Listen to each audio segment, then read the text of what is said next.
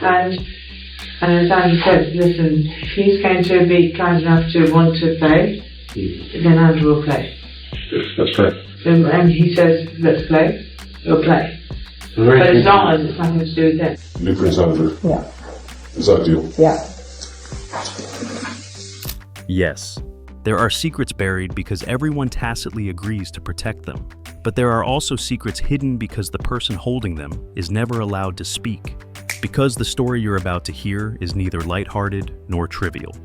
For years, Sarah Ferguson never came forward to clarify this particular detail. She didn't laugh it off, didn't publicly deny it, and didn't hastily suppress it.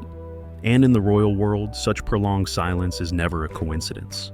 The story revolves around a private yacht trip, a prince, and a newly appointed duchess. 3 days together, isolated from the world's gaze. And, according to many rumors, a consequence ensued. A consequence significant enough to change everything. A period considered highly sensitive, a sudden break, and a future rewritten even before it had a chance to be revealed to the public. But don't try and trick me now, because I'm not going to play this game. Delete that bit. John, can you just delete it, please? Sarah Ferguson knew Prince Andrew's habits very well. She understood the environments he was drawn to, and she recognized his ambition as soon as it emerged, because she had been by his side, witnessed it, and lived with it for decades. So when Meghan Markle entered royal life years later, for Fergie, it wasn't a new story at all. It was an old chapter that had been locked away, deliberately pushed into oblivion. And for a long time, no one was allowed to mention it, until now. Because when the one who kept the silence chose to stop, the past couldn't remain hidden forever. It demanded to be acknowledged. And this is where the real story begins. When Sarah Ferguson stops shielding someone, it always has meaning. Fergie didn't need anyone to explain the yachting culture. She had witnessed it long before Meghan Markle appeared in the royal picture. And from there, the story surrounding Meghan and Andrew began to take on a different tone, heavier, more complex. Years later, Meghan recounted her first meeting with Prince Andrew, implying that she didn't recognize him, even mistaking him for someone insignificant, a man simply carrying the Queen's handbag. To the public, that detail sounded lighthearted, harmless, even endearing, but to Fergie, it was difficult to accept. Andrew was never an obscure name. He wasn't someone easily overlooked or forgotten. And he certainly wasn't someone could fail to recognize, especially when the person telling the story was someone who had researched the royal family, frequented high society, and later became part of that very family. If you want to know where this story goes, subscribe to the channel and turn on notifications.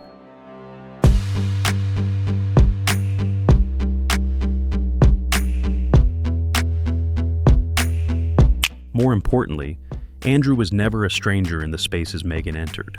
Fergie understood what the general public didn't see. In many cases, language that creates distance isn't accidental.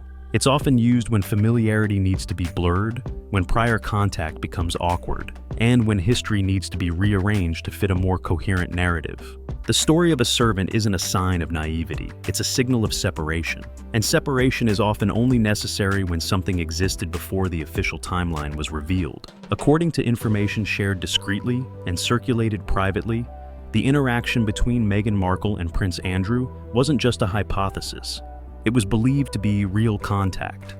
The story goes that they were both on a private yacht trip off the coast of southern France in the early 2000s.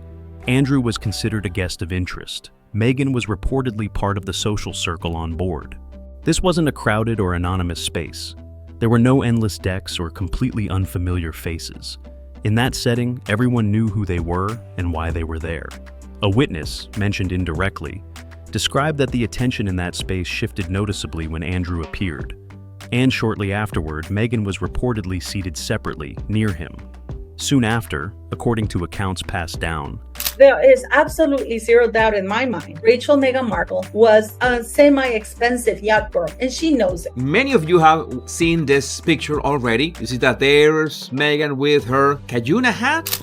they reportedly retreated to the lower sections of the ship.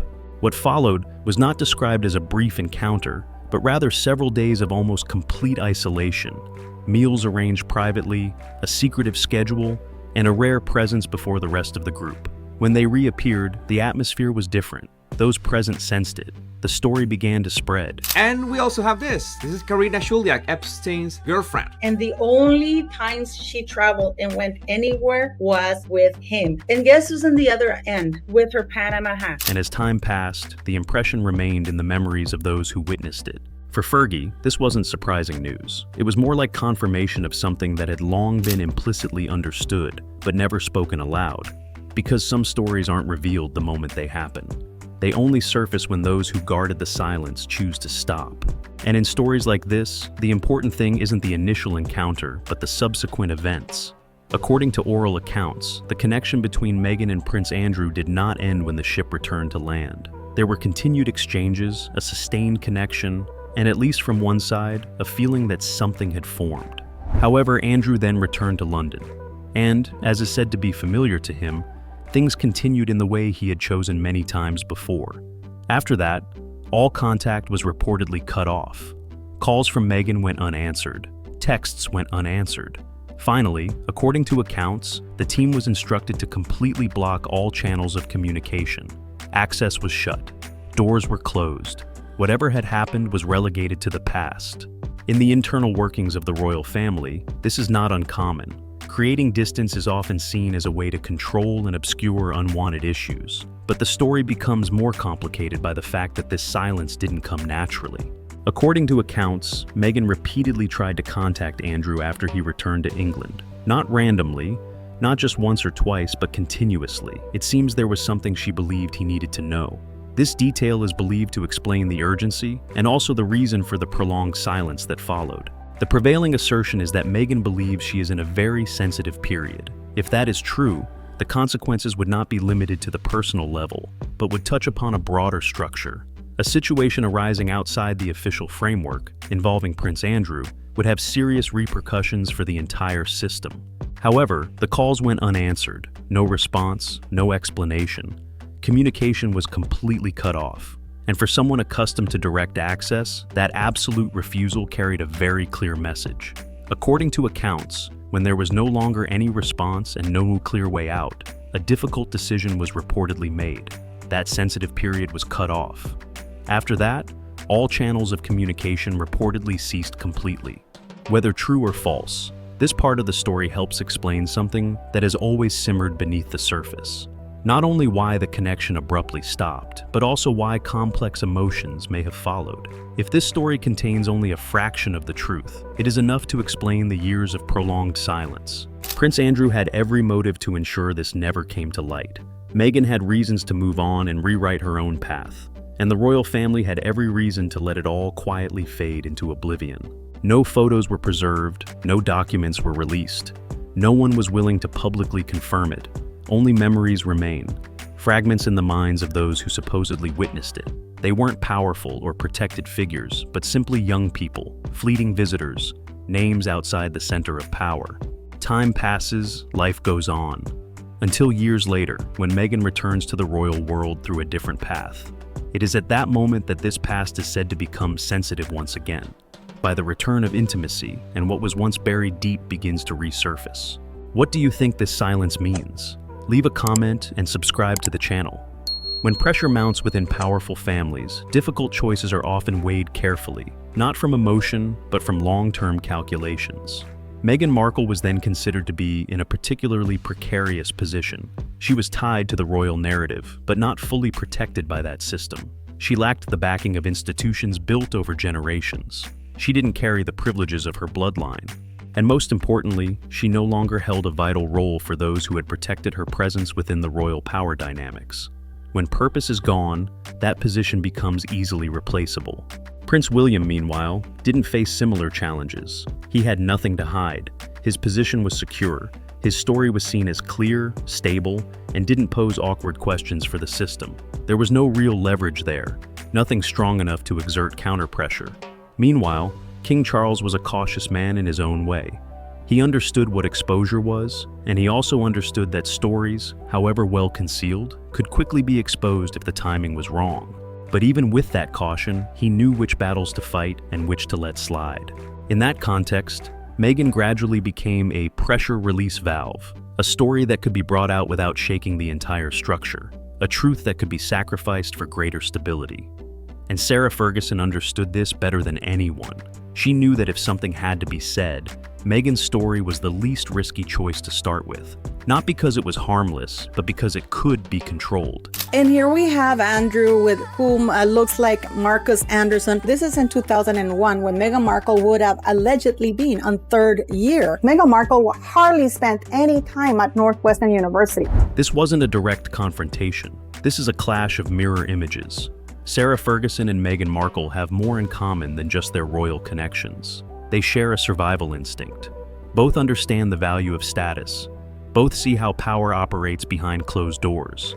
And both are acutely aware that in those environments, relationships aren't simply emotional. They're a form of currency. When usefulness ends, loyalty vanishes quickly. They aren't impulsive. They are calculating. For years, Fergie played her role perfectly. She maintained the necessary distance. She chose to remain silent at the right time. She maintained an image that conformed to expectations. And in return, she was allowed to continue existing within that space, albeit on the periphery, yet still inside. Meghan also followed a similar trajectory. She lifted herself up, adjusted her relationships, and didn't hesitate to rewrite her own story as circumstances changed. But in this world, people are only valuable when they are useful. And the difference isn't in nature, but in timing. Fergie learned those unwritten rules in the harshest way, through loss, through hardship, and by persistently surviving. Meghan, on the other hand, seemed to believe those rules would always tip in her favor, that the system would adjust to her. And that very assumption, according to many observers, laid the foundation for all the breakdowns that followed. Because when two people share the same instincts but no longer stand on the same side, the consequences don't stop at personal emotions. It becomes a systemic clash.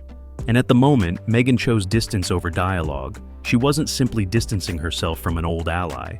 She inadvertently activated a witness, someone who understood how stories were shielded, manipulated, and kept secret in that world. This is where Sarah Ferguson's role becomes unavoidable. Fergie didn't need tangible evidence. She didn't need pictures or public confirmations. She had lived close enough to Prince Andrew to understand his rhythm, habits, and recurring patterns.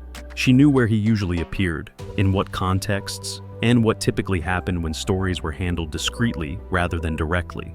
More importantly, Fergie also understood Meghan, not through stories, but through similarities. She recognized the ambition when she saw it, because she herself had once carried it within. She understood the feeling of stepping into a vast power structure where every relationship was a transaction, and every presence came with conditions. This understanding explained why the secret could be kept hidden for so long.